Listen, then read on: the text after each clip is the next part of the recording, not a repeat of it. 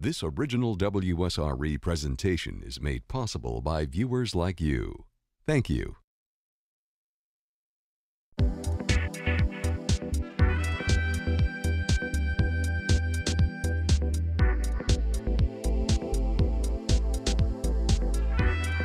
Hi, I'm Celeste Evans, filling in for Dee Dee Sharp. The African American Heritage Society, a 5013C nonprofit organization, was founded in 1990 to preserve, perpetuate, and promote African American heritage and culture in Northwest Florida. Now, over the years, the society has presented an impressive array of diverse, historical, and cultural and educational programs. Tonight, on Aware, we pay tribute to the African American Heritage Society as it celebrates 21 years of extraordinary service to the community. We've got a big show planned. Joining me on segment one are African American Heritage Society board members, Dr. Lornetta Epps, a physician who specializes in gynecology, and Dr. Doug Frederick, a retired educator and administrator at the University of West Florida. We also have Ms. Ora Wills, who is a writer and served as the editor and creative force behind When Black Folks Was Colored, a 5-volume book series published by the African American Heritage Society. Everyone, welcome. Thank you. Thank you. Thank you. 21 years ago. What was the impetus for starting the society? The impetus was a project by the Ralph Bunche Society to improve the cultural heritage and activities for people here in Northwest Florida. And so the society grew out of that. We had our inaugural program at UWF, January 1991, after we had incorporated September the 12th, 1990. And for the first 10 years, we were an arts presentation organization.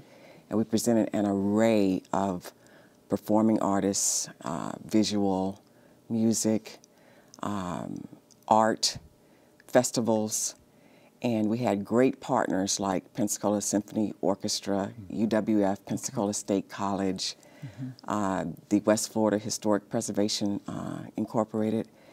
We would not have been able to make it without those partners. Okay. And so you have expanded from, I guess, entertainment and cultural things to some educational programs. Could you tell us a little bit about those? It's more under the auspices of what is known as tourist economic development. Okay. We found that it was just cost prohibitive to continue the arts presentation programs. Okay. And so there was a gentleman who had gotten his master's from New Hampshire in tourist economic development. And his thesis was on the organizations that were doing things that could fit into tourist economic development. And he was our executive director for a while. And so 2 main programs grew out of that theme. Okay.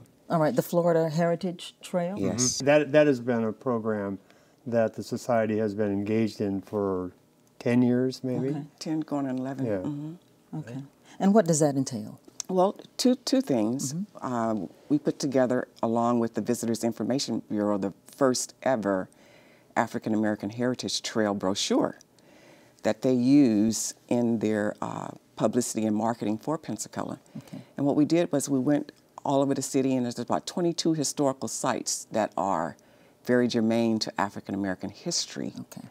And we put together a brochure. It is now in its second printing, has been totally revamped. And you can pick it up at the Visitors Information Bureau when you go down to the center and take tours. The society has used that brochure, and we have taken groups from out of town on tours around the city. We've taken family reunion groups on tours around the city. It's very hard to do with a totally volunteer organization, but we have been successful. And then out of that brochure grew the African American Heritage Trail, where it starts in Northwest Florida and it goes all across the state and down South Florida. Okay. And so with the economic downturn in 2008, it's been very hard to raise money to get this done, but we have done a trail a 2-minute trail. All right, so there's a CD of Yes, that? there is. Okay. Yes, there is. Okay. Now, you also have a program called the Florida Humanities Council Series. What's that about? Lornetta was key on that, although I know much more about that. I mean, we bring in speakers that deal with a raft, really, of issues tied to the African American themes and the cultural aspects of it. And I don't know how many grants you've received over the years on that, Lornetta. We have Ora received, was involved in it, yes, she too. was. We have been doing that series since 1993. Wow. And we have gotten major grants and partnership grants from the Florida Humanities Council. Okay.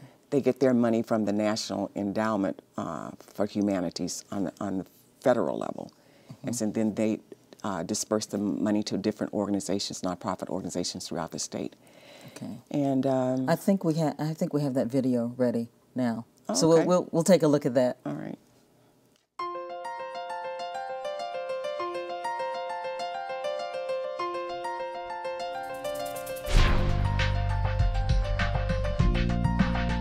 It gives you a wonderful map with star locations of history. Speaking of African American history and culture, I want to take you to a celebration of it.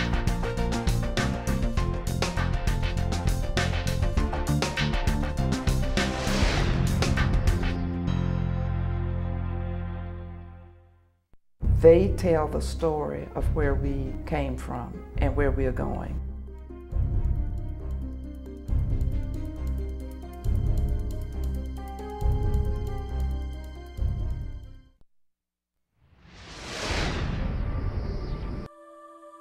One thing that persons would experience is to be able to step back in time, see how people lived. One of our largest holdings is our African artifacts. We have original slave documents, chains and cuffs. We have an authentic Klan's robe.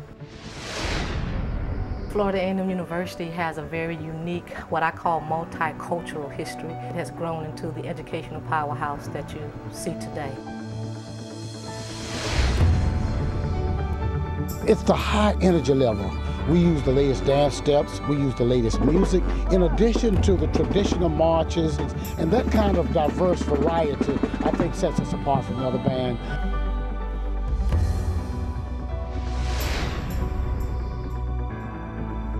Finally, I can look back and recognize the trailblazers. Zora Neale Hurston knew that there was a basic dignity about the people that she encountered. She was willing to spend her life documenting their lives and telling stories about them.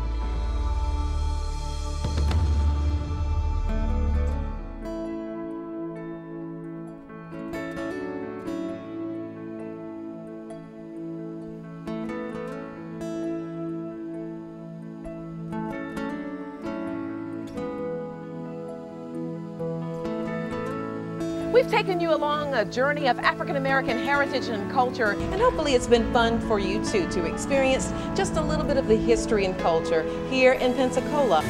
Like heaven, right here in Eastville. Hopefully you've seen a whole lot and learned at least a little about the contributions African Americans have made not only to the state of Florida, but to this country and to the world for that matter. To me, heritage means hope. To forget the past is to deny future generations their heritage and a foundation for hope.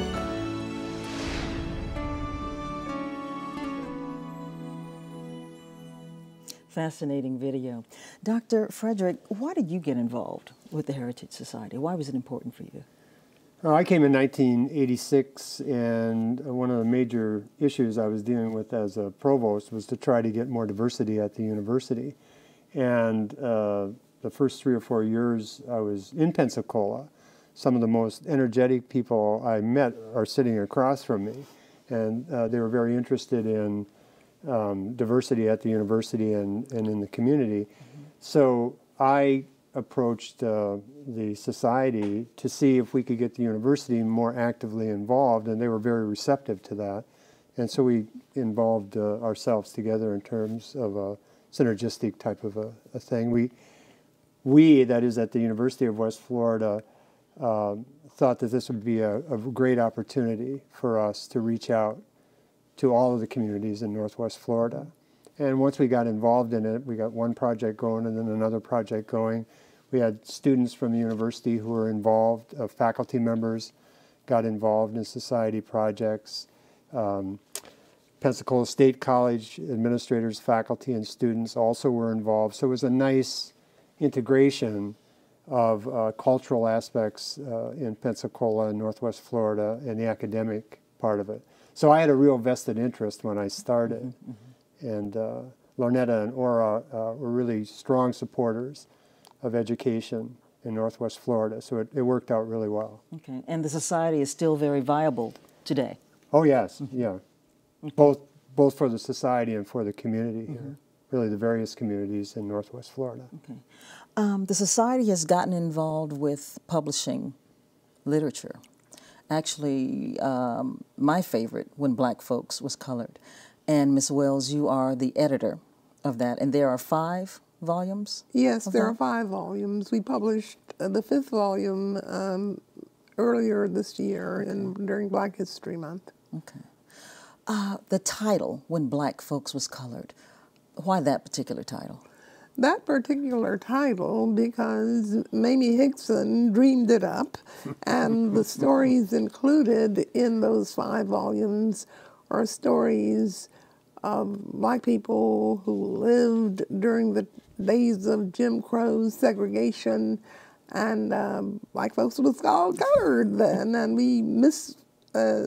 our grammar is incorrect, but we did it intentionally because a lot of times we said, we would have said when Black folks was colored, or maybe we wouldn't even have said that. Maybe we would say when Black folks was colored. Exactly, exactly. You also have another series, Images in Black. How is that series different? Well, the stories in When Black Folks Was Colored are the real stories of real people writing their own stories that we collected and published. And Images in Black is an attempt to recreate the history of Blacks in Pensacola all the way back to around 1528 with Estevanico.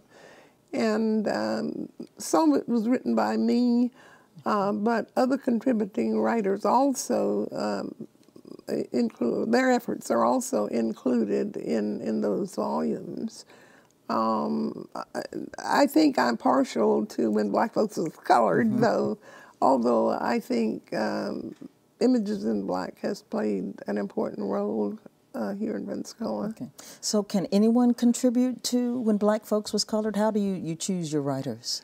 Well, for the first volume, Dr. Christine B.J. Fulwiley, who was one of the founders of the society, and I got to brainstorming, and we could not decide on whether to do the real history, or whether we would do personal histories. So I sort of lean toward the personal histories because I am not a historian, and at that time did not choose to tackle that task. And so we put out a call for manuscripts. We published in the papers and other means of getting the word out and asked people to contribute. And I think around 20 people did contribute. That was a rather slim volume. Some of the volumes have as many as 40 contributors, so that's how we got the contributors. Okay. I've read some of the writings, and they're very fascinating. Now, I understand that you will be recording a CD. There's a CD project. Yes, we will be recording stories from all 5 volumes, selected stories from all 5 volumes, quite a few of them coming from the final volume, the 5th volume.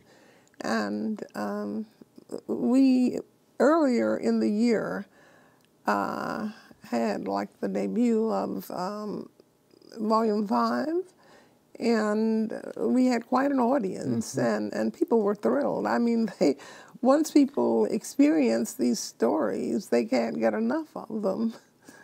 So yeah, the crowds they're really receptive to the presentations. It was really exciting. Wow, that's Very wonderful. nice. Yeah. I'm looking forward to it.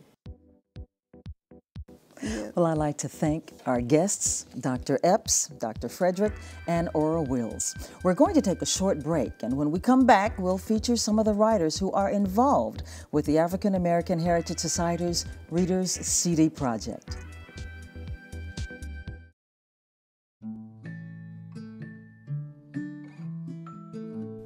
I have the fondest memories of public television growing up. Every morning, my mother would sit me down in front of the television and I would watch Sesame Street followed by Mr. Rogers. And it was great because the only place I got to see Grover was on TV every morning. You couldn't go to Walmart or Kmart and pick up a toy at that time. And then I'd come home for school and I'd watch Electric Company. And it was just great programming. And now, as an adult, I still love the programming on public television. I like Jim Lear's News Hour, and I love Charlie Rose and the local program, Jeff Weeks and Connecting with the Community. They really are wonderful shows. And public television needs you. It's only through your support, both corporate sponsorship and donations, that public television is able to stay on the air. So please, lend your support to public television. We can't do it without you.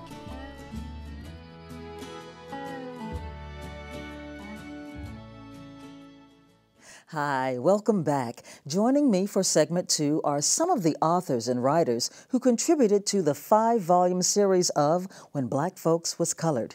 This is sort of like a reunion because frequent viewers of this program know that some of our guests have appeared on the Aware program before. My guests are Mamie Hickson, a professor at UWF in the Department of English and Foreign Languages. Ms. Hickson is also director of UWF's Writing Laboratory and Grammar Hotline. She is also a contributing writer for When Black Folks Was Colored. We also have Charlie Davis, author of Growing Up in Pensacola. Mr. Davis is also involved with the Society's Readers CD Project. We have with us Jacqueline Roberts. She's our resident actress and contributing writer for When Black Folks Was Colored. Rosalind Fisher, a sociology professor at UWF. Now, Roz is also a writer, and her work is featured in When Black Folks Was Colored. And Jack Beverly, president of Friends of the Pensacola Library and a writer whose short story is featured in the African American Heritage Society's Readers CD Project. Welcome, welcome, everybody. Thank you. You know I like this series, When Black Folks Was Colored. I especially love the title, and I was told, Ms. Hickson, that you dreamt that up. Yes, I did. We were talking about black folks, and I said, yes, what about when we were colored? No, when we were colored, we said when we was colored. Mm-hmm. So, although people try to correct the title, it is When Black Folks Was Colored. Okay, gotcha. Now, I would like to make this particular disclaimer. Some of the readings you will hear are of a mature nature, but it basically reflects some of the racism going on during the time. So I just wanted to make that note. I'd like to start, Ms. Hickson, with your writing, Me and Jim Crow, Surviving Segregation. Yes. What was that about? Well, when Ora called and asked me to write something, I immediately said, no, I don't have time. Then I began to think about Jim Crow, and the first thought was, who was Jim Crow anyway? That I never knew until I got to college, and Dr. Foyer, my history professor at a historically black college, was the one who mentioned Jim Crow in history class. And I thought, oh, so that's what rule I was under, Jim Crow? It has a name other than segregation? So that's what I'm writing about, the fact that coming from a segregated community, coming from segregated schools, I just never heard the term. I've heard it more in my adult life, but then the term never came up. And I'm sure people who are my age, many folks just did not know who or what Jim Crow was. And we actually were controlled, negotiated, lived by Jim Crow rules. Okay, lived by Jim Crow rules, but basically you were just living your lives. Living our lives. Okay. All right. All right, and we do have a segment of you reading that piece, and we'll go to that tape. Okay. Okay. I'll be reading an excerpt from an essay I wrote called Me and Jim Crow, Surviving Segregation. Jim Crow ruled the South. These words were spoken by President Barack Obama on April 29, 2010, when he delivered the eulogy at the funeral of civil rights activist Dorothy Height. Jim Crow ruled the South, he said, when the elderly woman we knew was only a girl. Now, rewind to the 1960s when I was a girl in high school. Jim Crow? Who? Jim Crow who? Who is Jim Crow? During the segregated tenure of my childhood, I never even heard of Jim Crow. In fact, Jim Crow and I were never formally introduced, though I lived under its reign for the duration of my formative years from elementary school to high school to college. You see, I don't recall either my parents or my teachers or my minister mentioning Jim Crow or instructing me in the fine art of enforced segregation. We lived it, we negotiated it, we observed and participated in it, but neither the term segregation nor the expression Jim Crow had a place in the vocabularies of the people whose words influenced my life. It was not until the term segregation was being replaced by a seemingly more welcome and palatable term, integration, spurred on by the civil rights movement, that I realized and understood with some semblance of clarity the absence of any real knowledge of the condition my condition was in. I was Jim Crowed. I am and was a product of Jim Crow. Jim Crow shaped my life. Jim Crow shaped the contours of my life, the life of my family, and the lives of the people of my generation during the 50s and 60s. I grew up colored and lived on a segregated street in a segregated neighborhood, attended a segregated church, attended segregated schools, went to segregated movie theaters, went away to a segregated college, and returned home to teach at a segregated high school. I rode the back of the bus, drank from colored water only, colored-only water fountains, and used only colored-only public facilities. Jim Crow was my historical condition of place. I knew our way of living was separate, segregated, but I didn't know about Jim Crow, at least not yet. Jim Crow was my life. Jim Crow manifested itself in the daily workings of my life and my family's life, but not in the way one would think. Jim Crow never was a word to me, not even a concept. Inside my Jim Crow-designed world was what Henry Louis Gates Jr. described as, quote, a segregated peace, unquote, a segregated place of love, security, encouragement, and contentment.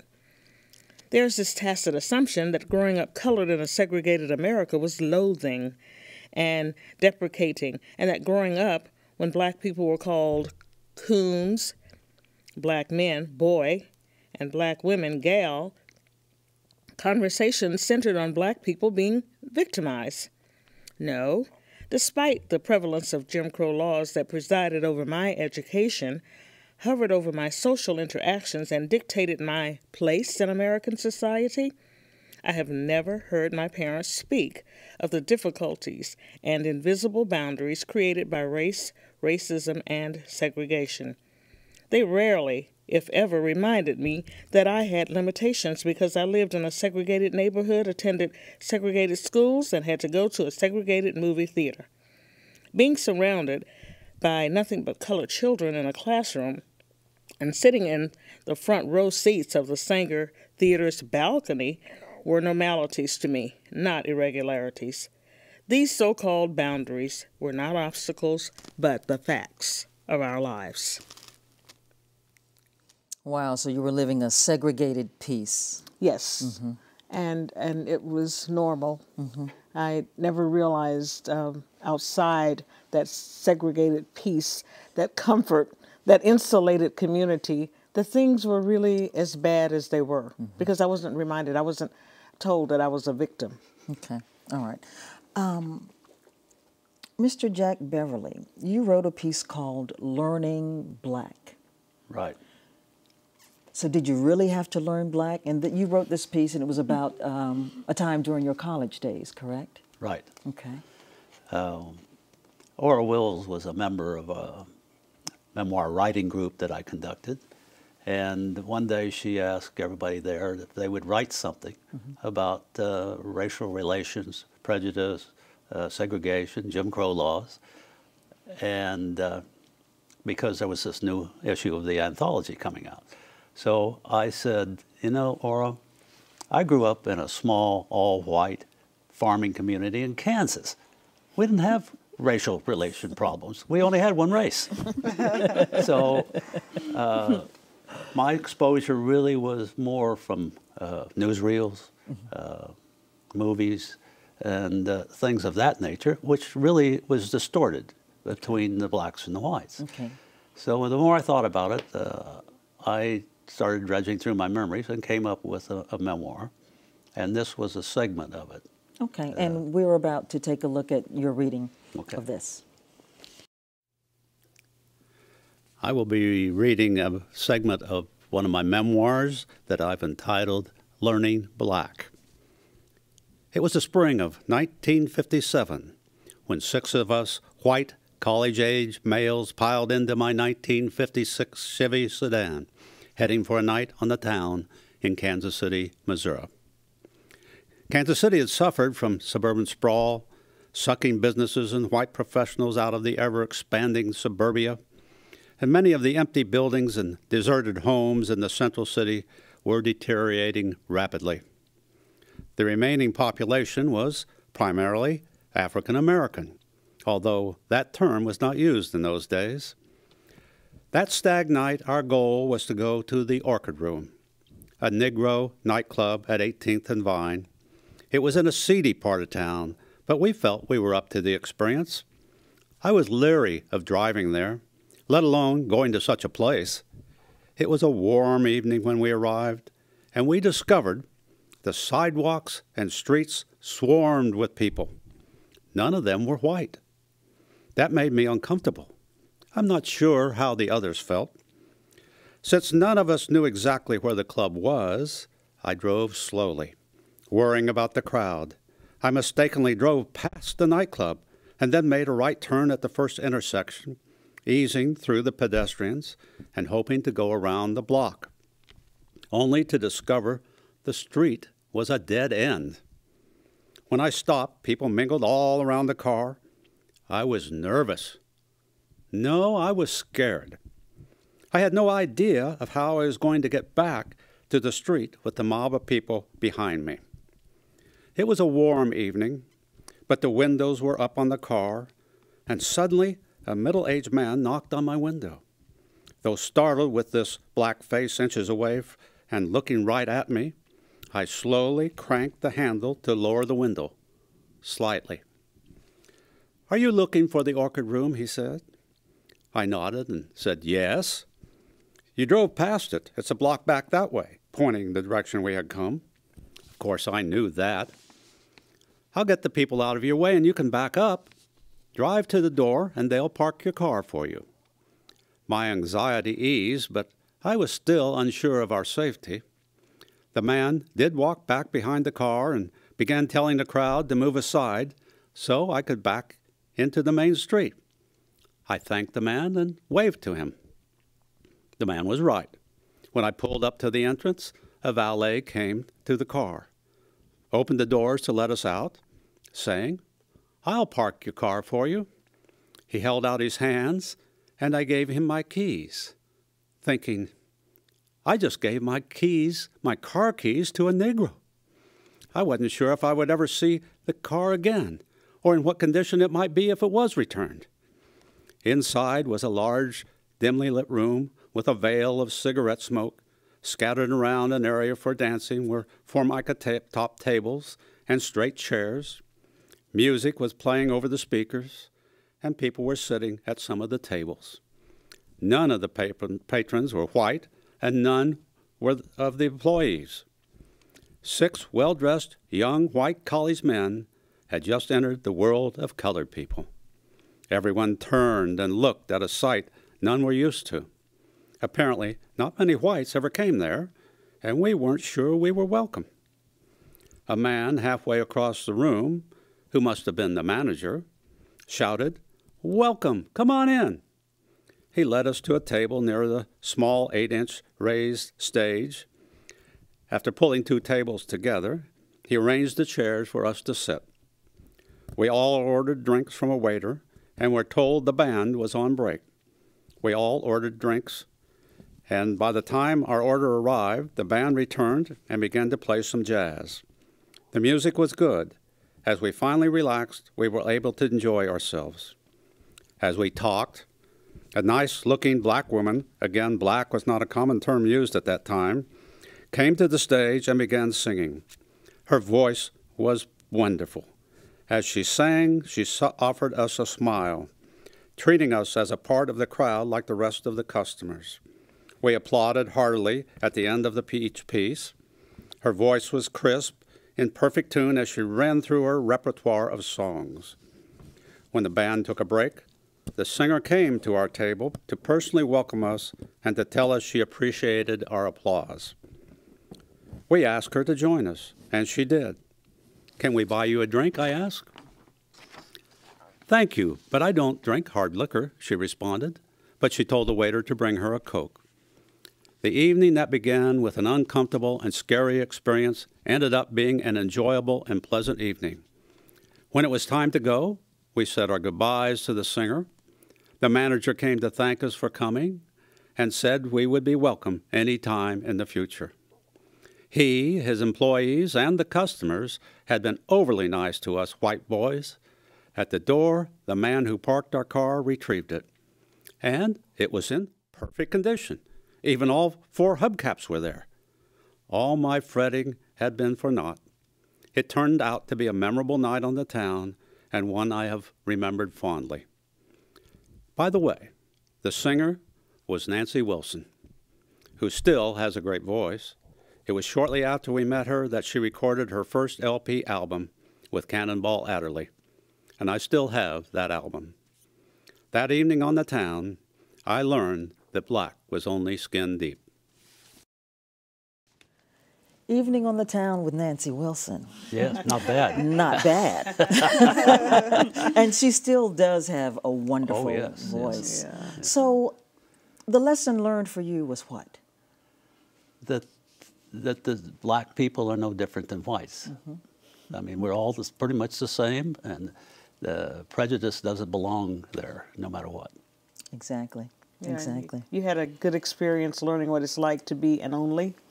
Yes, that's true. Black people get that experience quite often, being the only one in a group. Right, right. So you had that experience. Absolutely. Now, Mr. Davis, you wrote a piece called Carter, and it was a situation for standing up for a black man who was dealing with racism at the time. Right. So it must have impacted you to write about that.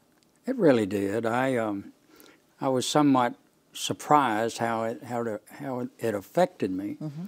But I'm a product of the Deep South and the years of segregation. I never heard the term Jim Crow back when I was growing up. Mm-hmm. Only heard that later on. But like Miss Hickson, I lived in a segregated community, mm-hmm. on a segregated street. I went to segregated schools, and it was just a way of life at that time. I had nothing to do with it, but that was the way life was. And so I was a young man in the military suddenly, and 5 of us traveling south with one of our fellow sailors was black. Okay. And he had a problem which was a problem for me. Okay. All right. And you stood up for him. So we'll take a look at this particular piece, Carter. I met Carter in 1952, 59 years ago, during the time of the Korean War. His misery began when 5 of us, 4 white guys and Carter, a black from Baltimore, traveled by train under the same set of military orders from Maryland down to South Carolina. We had been assigned to the U.S. Marine Corps at Parris Island. Carter had never been in the South and had no idea what life was like off base for a young black person in a segregated society. What he experienced over the next several months was more than he was willing to accept, and in a desperate attempt to escape the humiliation of segregation, he proved himself a hero but unfortunately his efforts ended tragically. For Carter, the unexpected came soon after we arrived at the train station in the small town of Yamasee, South Carolina. The 5 of us in U.S. Navy uniforms entered the small station and placed our sea bags and pea coats on the benches. We were immediately greeted with a man's loud, high-pitched voice shouting, "Hey, nigger, get your black ass over there where you belong." Over there, in the direction he was pointing, was an empty room with rows of benches, and above the entrance, the words "Colored Waiting Room." The guy doing the shouting was a short, wide, middle-aged man, attired in what looked like a railroad conductor's uniform. We were all shocked, especially Carter. I was pissed. I had seen bigots like him all my life, but I believe we had a much better class of rednecks down in Pensacola. I shouted right back at him, saying something like, "Can't you see he's in uniform?" That didn't impress him one bit, and he threatened to put me in jail if I didn't back off, and it was like we had arrived in some foreign country. Carter didn't know what hit him. He was totally humiliated and embarrassed, and I was embarrassed and humiliated for him. He was summarily escorted to the colored section, where he waited like we did in the whites-only section until the military bus from Parris Island arrived. Carter's hell had just begun, and his experience at the depot that night was a precursor of more to come. I regret that I didn't try in some way to comfort him or to make light of the experience, just to cheer him up. I did nothing, but I wanted to. And in retrospect, I wish the hell I had. In the months that followed, Carter's situation didn't get any better as far as he was concerned. After a few months, Carter managed to get transferred to a Navy base in Virginia. It was the right decision for him to make, but I wish he had not. The decision he made was to take the Navy up on a deal whereby he could extend his enlistment time in return for a transfer. He did this and was transferred to Little Creek, Virginia. While traveling to his new duty station, he was involved in a very serious train wreck. As I understand, he was not injured, but he heroically helped a lot of people escape from the train and was credited with saving lives, and it was written up in the Navy Times. We soon learned about Carter's heroic deeds, and needless to say, we were proud of him. A short time later, perhaps only weeks later, we learned that Carter had gone to the beach in Virginia with friends from the base and had stepped in a hole and drowned. It was news that upset all of us who knew him. There are many ironies surrounding his death, and not the least is the fact that he was deathly afraid of water. How ironic it is that he should lose his life in an area where he would not have been if he had not been so miserable because of the injustices he had to endure. I think of Carter often, and I don't know why, but I experience feelings of guilt regarding his death. I know I had nothing to do with his dying, nor could I have prevented it. I didn't make the laws that created the discomfort, humiliation, and unhappiness he experienced. In my prayers, I've asked God many times to hold Carter in his bosom and give him the peace he deserves. So the injustice that he faced still affects you to this day? Yeah, it does. It really does. And I find myself, when I read that, I get a little emotional. Surprises me. But it was probably the first time that I was involved in a situation where somebody that I was with was treated this way. And like I say, I grew up in the South. I saw people being mistreated. I don't think anyone that I knew or any of my family ever thought it was right, but those were the laws and we couldn't change them. But it did affect me and still does to this day. Okay. Ms. Jacqueline Roberts, does the switch still affect you today? Oh, yes, the switch. I think that's something that we all can relate to, is the switch, unfortunately, or fortunately. Child abuse. Yeah. It kept us on our toes, though.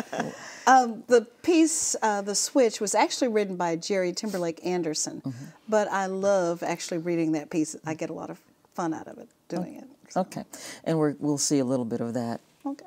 Okay. The Switch by Jerry Timberlake Anderson. It was called a switch, and it could change your mind and your life. I don't remember when I was first introduced to the switch, but I do know it was an integral part of my childhood experience. Whenever I did something bad, my grandmother would tell me, "Go get a switch." Understand, a switch was a keen little branch picked from a bush in the backyard. As a kid, I thought the branch was a huge tree, but now I realize that we really didn't have trees in our backyard, only cracked cement with a little patch of green in the corner by the alley.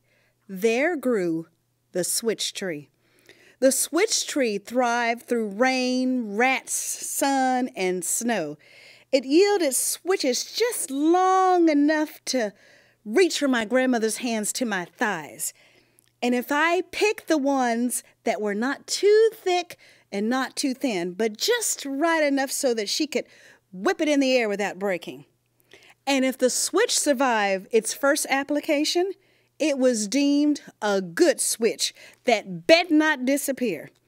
Upon finding the perfect switch, I'd ease back into the house with an air of repentance, proclaiming how I would never do whatever again. I dare not deny doing whatever, because then I get one switching for doing it and another one for lying.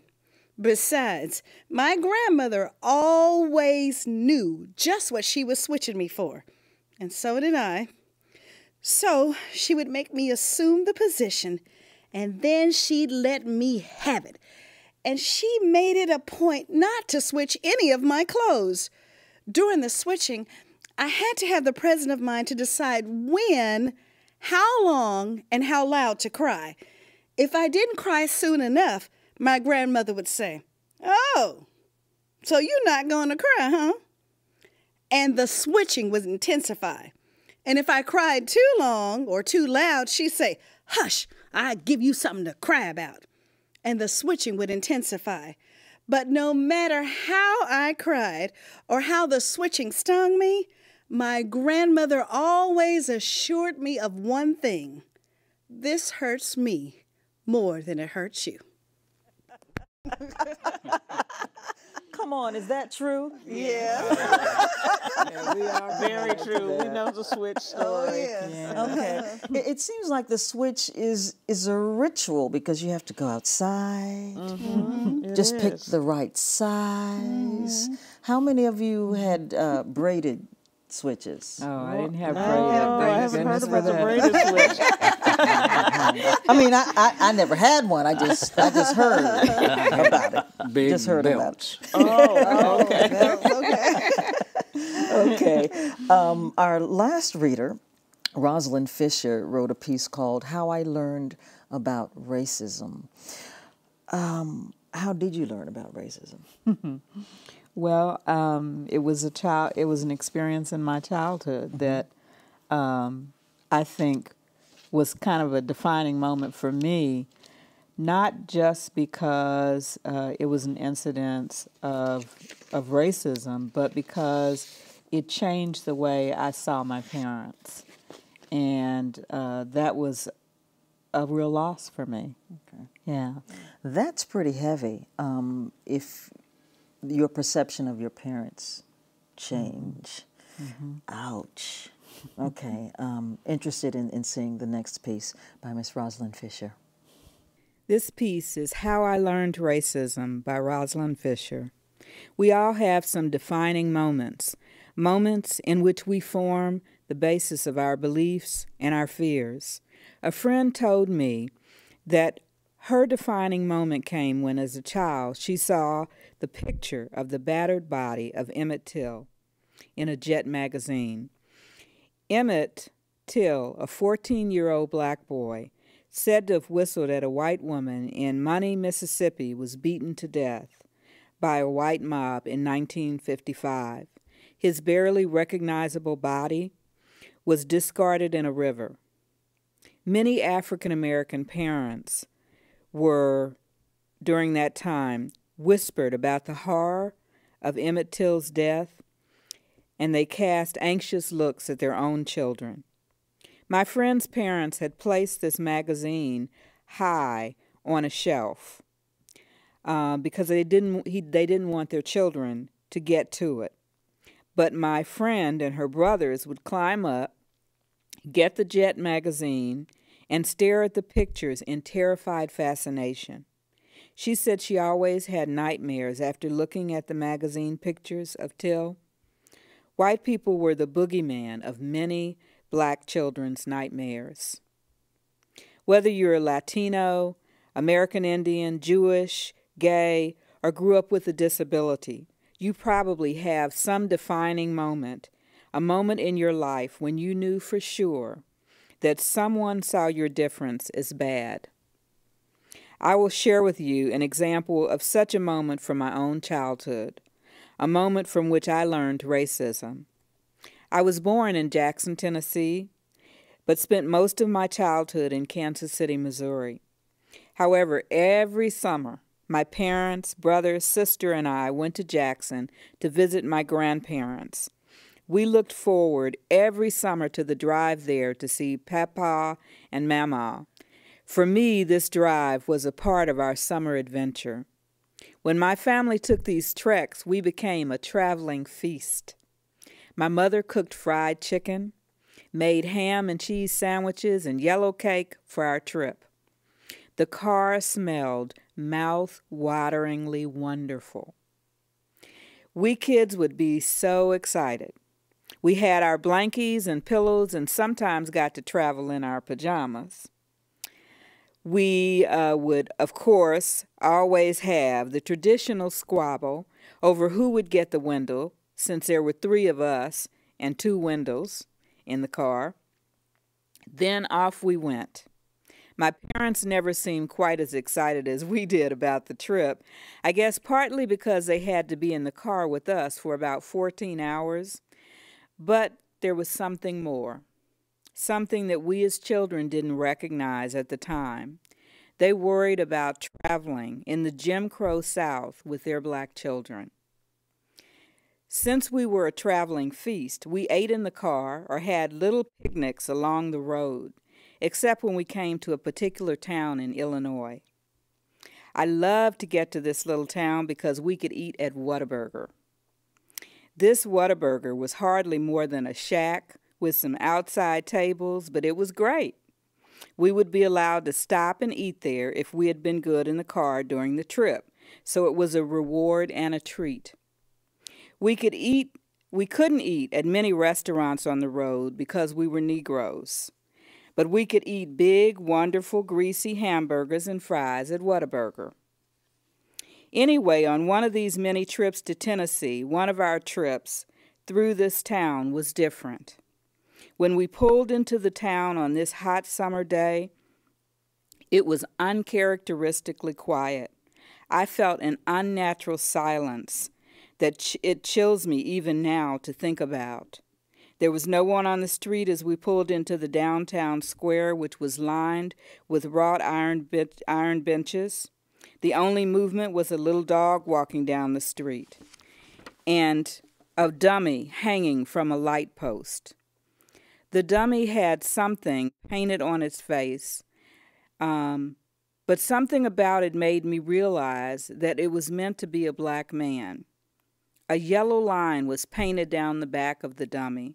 I couldn't have been more than 7 years old, but I sensed that something very serious was wrong. My father sped up the car as we passed through the town, and I asked my dad if we were going to stop at Whataburger. He said no. I think my sister started to cry. I remember saying that we had been good to my father's back, and his telling me to be quiet.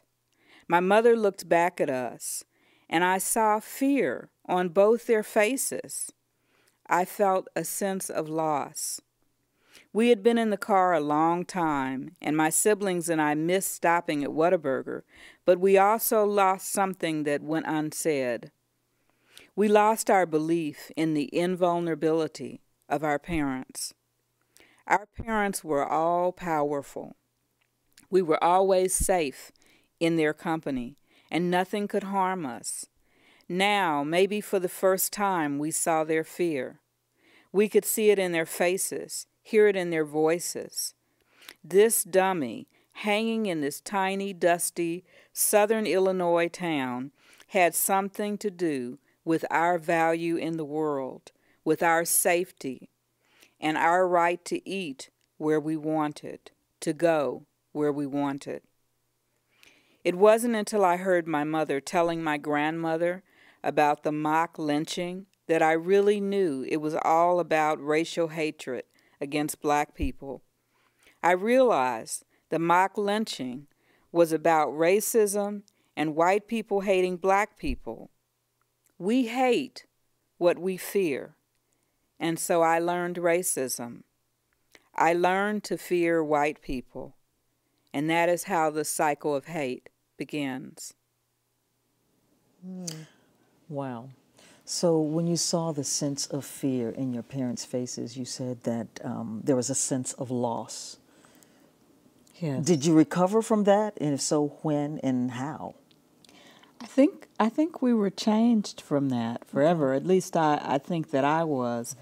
Because your parents are sort of like not just perfect, but they are almost God on earth. I mean, they are, invulnerable to anything. They can take care of you.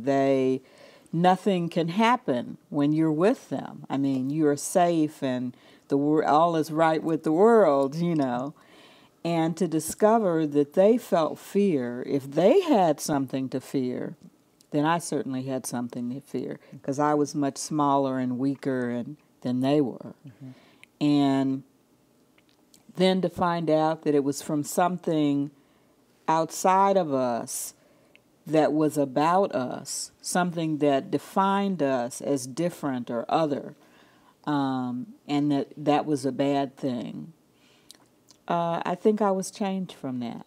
I definitely do. I mean, it took many years, and lots of other experiences for me to stop seeing white people as the boogeyman of our nightmares. Okay. What about the rest of you? Defining moments in your lives?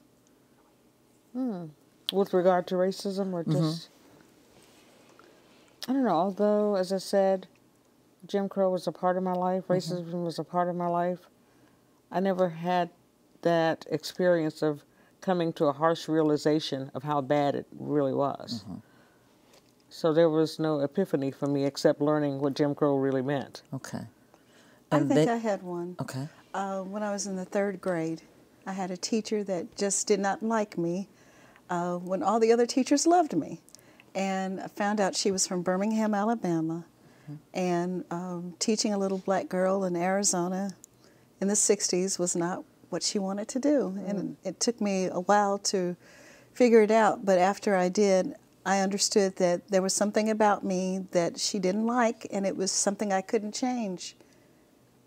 It was kind of hard. Yeah. And so how long did it take you to move on from that? About a couple of years, really. Okay. Because I changed the way I felt about myself, because I felt maybe I wasn't smart enough, and I knew I was smart enough because my other teachers liked me, but it made me not like school anymore. It was really not good. And I just wonder how many other people have had experiences like that, that maybe we've put them in the back burners of our mind, and maybe just writing is so therapeutic. Yes, it and is. it helps you just listening to your piece. I mean, I could really identify with that whole scenario. Yeah. And I felt your pain, and I was reliving some of my own pain. So I think it's important to get these things out and to tell our children so that we don't repeat history. Yeah, and that was so powerful. I thought of my movements being those that were pretty much choreographed by what my parents did. So going to the back of the bus was just routine. I just followed my parents to the back of the bus, so I was quite malleable in doing those things. So there was nothing harsh about confronting racism. I was living it and just doing what I was supposed to do, following along. Not that my parents dismissed it. I think, again, they did a very good job of protecting me from it, from the harsh reality of it. Did you ever... A positive viewpoint is in the 60s when I had my first son, Chris. One of my coworkers was a black man, became a very good friend, and he became the godson of my, or godfather of my son. So, you know, it showed that, to me, that there was no longer a difference there between the races. Exactly, exactly. I think that even now there is a difference, that even in the days of Obama, you know, that there's still, I mean, it's presented in different ways. But I think some of what's happening with the Tea Party is a part of that racism too, as well as feeling disenfranchised. But I think we've come a long way, and a lot of that distance, I think, has to do with the character of people. I mean, for you, all these years later, to still be thinking about Carter says a lot about your character, you know, because there are other people who probably immediately forgot the incident because they didn't feel it involved them, you know. And so I think that there's hope for us yet, you know, but it's because of the content of our characters that, you know, young people who have hope and who want to see past our differences or see our differences as beneficial, you know, means it's still possible, but we're not quite there yet. Right, not quite there yet, but I liked what you said. There's hope for us. There's definitely hope for us. Yeah, discussions like this, you know, hearing your story gives me a kind of closer understanding, more than a philosophical understanding of what's called white guilt. Because I think that's basically what you were talking about, white guilt. But it was no question about it. I felt some responsibility there, though I knew darn well I wasn't responsible for that. Right. But yeah, and I think in some way we all need to be responsible for each other. And guess what? We're out of time. We have to wrap it up. I'm so sorry. But that's all the time we have for now. And I'd like to thank all of my guests and you, the viewer, for watching. Whether you've been attending the Society's programs for many years or if this will be your first time, don't miss their new fall season of exciting events. To find out more about the African American Heritage Society, call 469-1456. Until next time, stay informed and stay aware.